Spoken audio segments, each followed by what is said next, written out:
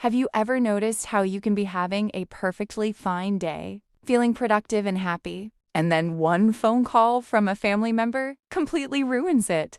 Suddenly, you feel 10 years old again. You feel small, you feel guilty, and that heavy feeling in your chest comes back. Assalamu alaikum. Welcome to Deenlight.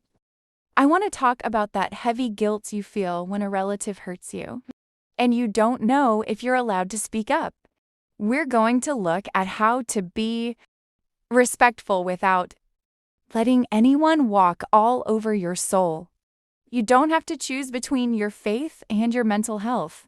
In our community, we talk so much about honoring your parents, and that is beautiful. But we don't talk enough about what happens when those parents, or siblings, or aunts and uncles, use that honor to keep you in a cycle of pain. You might feel like you're stuck in a trap. If I stand up for myself, I'm being a bad Muslim. If I don't, I'm losing my mind. Today, we are going to untangle that. I'm going to show you that you can be a person of high manners and still have a backbone of steel. We're going to find the balance between your faith and your peace of mind. Manners versus being a doormat. Let's start with a big misunderstanding about manners. A lot of us think adab means staying silent while someone insults you. We think it means saying yes to everything just to keep the peace. But I want you to think about your heart like a home. If you have good manners, you are a kind host. You offer tea, you speak softly. But if a guest comes in and starts breaking your windows or stealing your things, you don't just sit there and offer them more tea. You tell them to stop. If they don't stop, you show them the door. Your heart is a trust from Allah. You are the homeowner of your soul. Manners are the way you speak. It means you don't scream. You don't use bad words, but the message can still be, I love you, but I cannot let you treat me this way. You are allowed to have a fence and a gate. Spotting the spiritual guilt trip.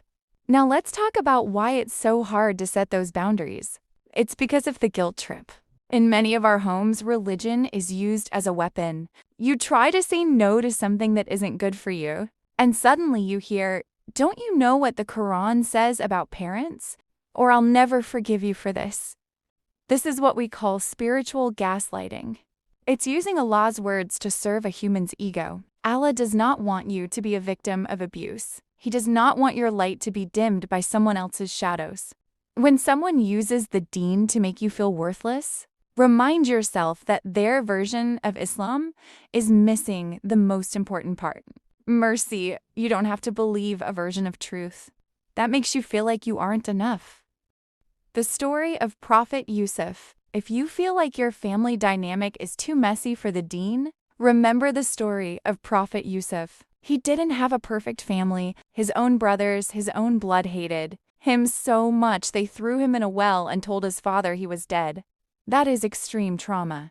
Decades later, when Prophet Yusuf became powerful and his brothers came to him for food, he was kind to them. He forgave them. But then this is the important part, he didn't just let them back in immediately. He set up a series of tests. He watched their behavior. He showed us that forgiveness is for you, but trust is for them to earn. He showed us that you can forgive someone in your heart so you aren't angry anymore, but you don't have to give them a front row seat in your life if they haven't earned that trust back. Prophet Yusuf was a prophet of high character, and he was the king of boundaries. 4 simple ways to protect your peace. So how do we do this practically when we're sitting at the dinner table? 1. The info diet. Stop telling people your big dreams if they always try to kill them. If your aunt always criticizes your career or your kids, stop talking about your career and your kids with her. Talk about the weather. Talk about a recipe. Keep your heart's secrets safe. 2. The 3-breath rule. When someone baits you into an argument, take 3 deep breaths before you speak. Ask yourself, is this person actually listening, or do they just want to fight? If they just want to fight, you don't have to attend. 3. Firm but soft speech. Practice saying this. I hear you, and I respect your opinion, but I'm not going to discuss this anymore today. You don't have to yell it. Say it with a smile. That is adab and strength at the same time. 4. Physical distance is a mercy. Sometimes, the only way to stay respectful is to leave. If you feel like you're going to explode and say something regretful, just say, I think I'm going to head home now. I'm feeling a bit tired. It's better to leave early with your dignity than to stay and lose your character. I know it's hard. I know you feel like you're the only one dealing with this, but look around this community. We're all trying to figure out how to be better people while protecting our hearts. You aren't a bad daughter or a bad son or a bad person for wanting to be treated with the respect Allah gave you. You are just a human being trying to heal. All the best. This is it for today's episode. I will see you in the next one. Thank you for being here. Tell me in the comments, what is one boundary you're going to try to set this week? Even if it's just a small one. I'm deciding between 2 topics for next week.